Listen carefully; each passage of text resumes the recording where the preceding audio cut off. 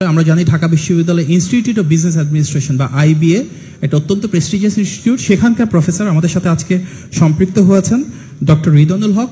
উনি আমাদের সাথে আজকে কথা বলবেন ইন্ডাস্ট্রি একাডেমিক কোলাবোরেশন, যেটা ওনার খুব বড় একটা এক্সপার্টিসের জায়গা, কিভাবে শিক্ষা প্রতিষ্ঠানের সাথে লোকাল বিজনেস ইন্ডাস্ট্রিকে মার্জ করা যায়, একসাথে বিষয়ভিত্তিক গবেষণা করা যায়, রিয়েল ওয়ার্ল্ড প্রবলেমকে আমরা একাডেমিয়া থেকে সলভ করতে পারি, এবং সামগ্রিকভাবে এনভায়রনমেন্ট, ক্লাইমেট অর্থাৎ পরিবেশ, জলবায়ু এবং এই সময় কী ধরনের পলিসি আমরা অ্যাডপ্ট করতে পারি সেগুলো নিয়ে কথা বলবেন ডক্টর রিদওয়ানুল হক। প্লিজ। ধন্যবাদ। তারুণ্য শব্দটাই খুব শক্তিশালী। নিজেকে খুব তরুণ ভাবতে ভালো লাগছে, কারণ আমাদের বয়স আসলে দুই রকমের বয়স, একটা হচ্ছে ফিজিক্যাল এজ আর একটা হচ্ছে মেন্টাল এজ। সো মানসিকভাবে আমরা তরুণ থাকতে চাই না, আমার মনে হয় এখানে উপস্থিত এমন কেউ নেই।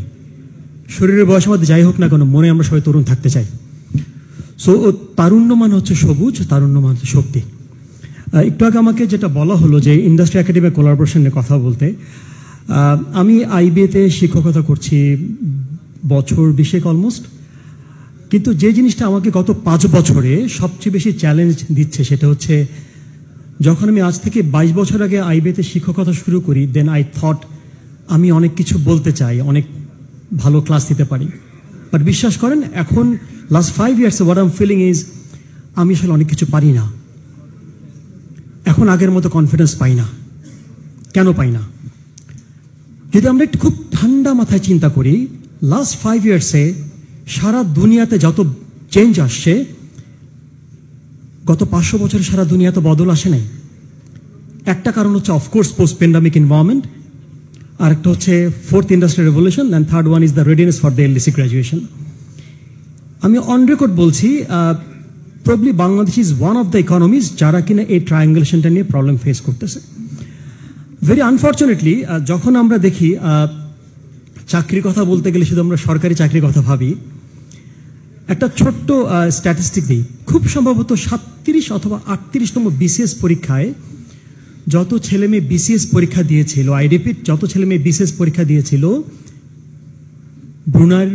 ব্রুনাই একটা দেশ আছে, সেই দেশটির পপুলেশন তার থেকে কম ছিল, হুইচ ইজ ভেরি স্যাড।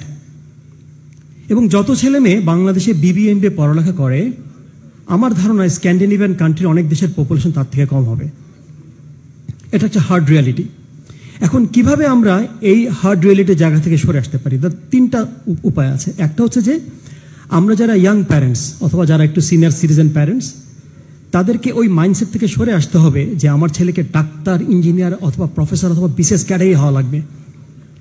বিশ্বাস করেন, এবং অনেকেই জানেন, আমার থেকে অনেক বিজ্ঞ বোদ্ধা লোক আছেন এখানে, হসপিটালে গেলে ডক্টর পাওয়া যায়, নার্স পাওয়া যায় না। নার্স পাওয়া যায়, মেডিকেল টেকনিশিয়ান পাওয়া যায় না। বাংলাদেশে যারা উদ্যোক্তা, তারা কেউ বুকে হাত দিয়ে বলতে পারবে না, আমি খুব বিনয়ের সাথে বলছি, কেউ বুকে হাত দিয়ে বলতে পারবে না যে আমার প্রতিষ্ঠানে ইনাফ রিসোর্সফুল লোক আছে। লাস্ট উইকে ন্যাশনাল ডিফেন্স কলেজে আমি ক্লাস নিচ্ছিলাম, তো একজন ব্রিগেডিয়ার সাহেব আমাকে বললেন, স্যার বাংলাদেশের সবচেয়ে বড় স্ট্রেংথ কি? আমি বললাম ম্যান পাওয়ার। উনি বললেন দুর্বলতা কি? আমি বললাম ম্যান পাওয়ার। স্ট্রেংথ ইজ আমাদের জনগোষ্ঠী, আর উইকনেস হচ্ছে আমাদের অদক্ষ জনগোষ্ঠী। I am very sorry to say that. খুব স্ট্যাটিস্টিক দিয়ে কথা বলি, আমাদের যে 19 কোটি জনগণ আছে, তার মাঝে প্রায় 40% হচ্ছে ডেমোগ্রাফিক ডিভিডেন্ড, মানে 16 থেকে 30 বছরের মাঝামাঝি একটা বয়সের মধ্যে আমরা বিলং করি।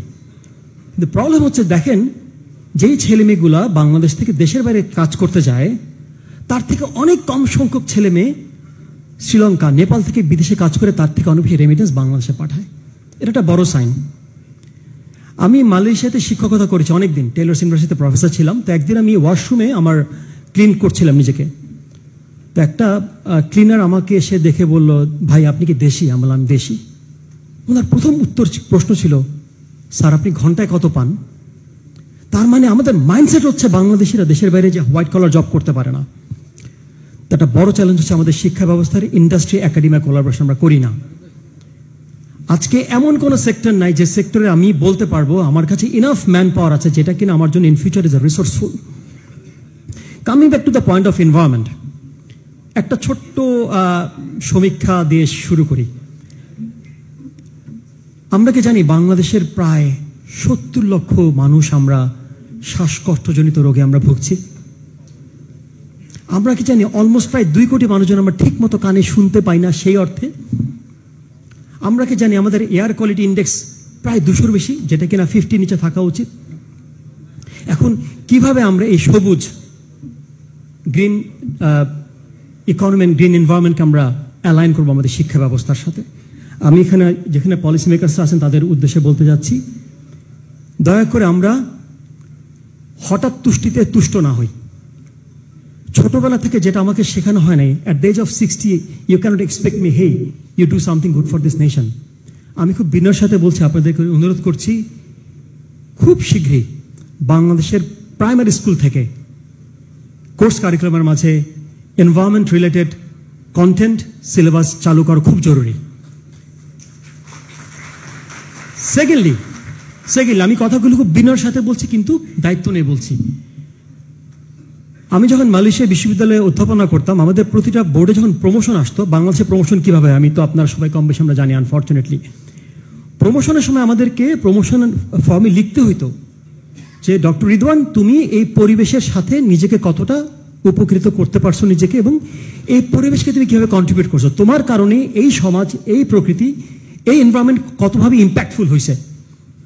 So I have to said my KPI যে আমার কারণে আমার স্টুডেন্ট এবং আমার কমিউনিটি, আমার সমাজের পরিবেশের এই জায়গায় আমি পজিটিভ ইম্প্যাক্ট ফেলতে পারছি।